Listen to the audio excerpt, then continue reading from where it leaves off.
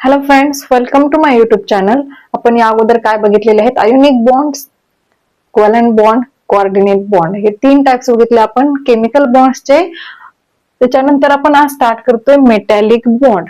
The force of attraction that binds metal ions to the number of free mobile electrons within its sphere of influence. Within its sphere of influence म्हणजे काय? त्याच्यावरचा positive charge जिथपर्यंत काय करेल, attractive force दाखवेल, तिथपर्यंत जो काय influence असेल त्याच्यामध्ये काय सांगितलंय, फोर्स ऑफ अट्रॅक्शन. जो फोर्स ऑफ अट्रॅक्शन आहे, जो काय करतोय, बाइंड करून ठेवतोय मेटल आयन्स ना कोणाबरोबर? फ्री मोबाईल इलेक्ट्रॉन्स बरोबर. म्हणजे काय, मेटल वरती पॉझिटिव्ह चार्ज असतो. मग मेटल वरती पॉझिटिव्ह चार्ज आल्यानंतर जे फ्री मोबाईल इलेक्ट्रॉन्स असतील त्याच्या सराउंडिंग मध्ये, त्याच्या पॉझिटिव्ह चार्जच्या कव्हरेज एरियामध्ये, त्याच्यात आपण काय म्हणतोय, जो अट्रॅक्शनचा फोर्स आहे त्या मेटल आयन्स मध्ये आणि फ्री मोबाईल इलेक्ट्रॉन्स मध्ये, त्या अट्रॅक्टिव्ह फोर्सला आपण काय म्हणतोय? मेटॅलिक बॉन्ड म्हणतोय.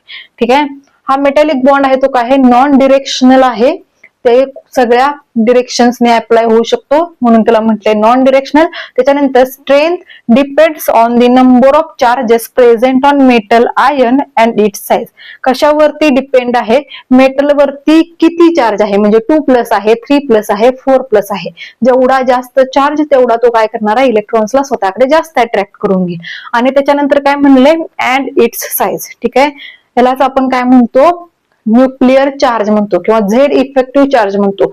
मेटल वरती चार्ज जेवढा जास्त असेल, मेटलची साईज जेवढी कमी असेल, तेवढा त्याच्यावरती असणारा काय असेल? पॉझिटिव्ह चार्ज जास्त इफेक्टिव्ह असेल.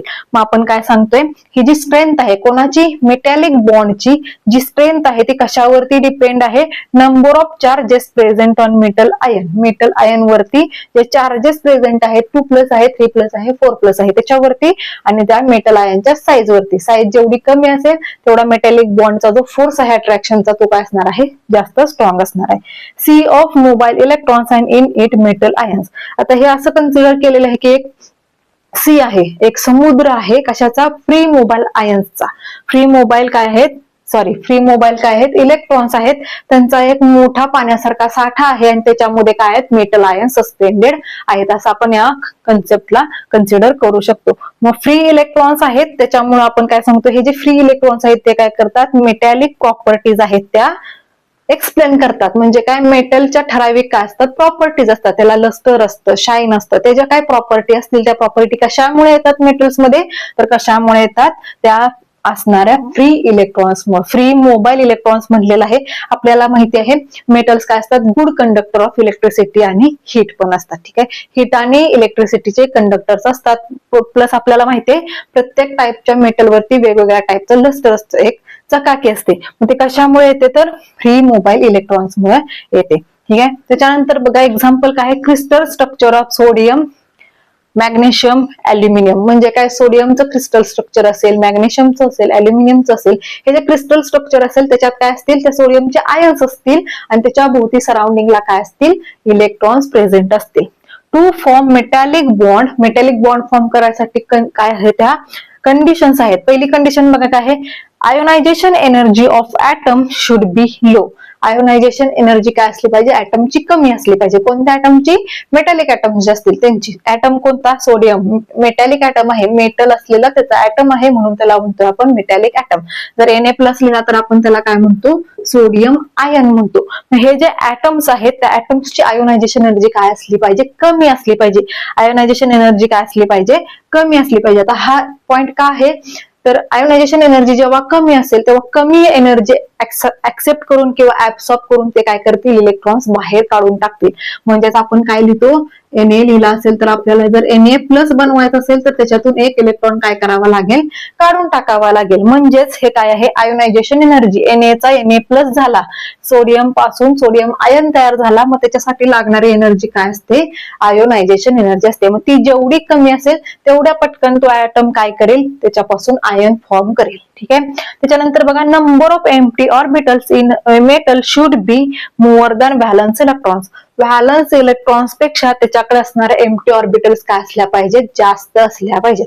एम्प्टी ऑर्बिटल जास्त असतील तर हे इलेक्ट्रॉन्स आहेत ते त्या ऑर्बिटल्स मधून काय होतात? फ्रीली मूव्ह करत असतात. ऑर्बिटल्स मधून काय करतात? ते जम्प करत असतात. म्हणून आपण काय सांगतोय? एम्प्टी ऑर्बिटल्स आहेत मेटल मध्ये त्या काय असल्या पाहिजे, जास्त असल्या पाहिजे त्याच्या असणाऱ्या व्हॅलन्स इलेक्ट्रॉन्स पेक्षा. म्हणजे व्हॅलन्स इलेक्ट्रॉन्सला जंप करण्यासाठी भरपूर जागा अवेलेबल असली पाहिजे. कधी?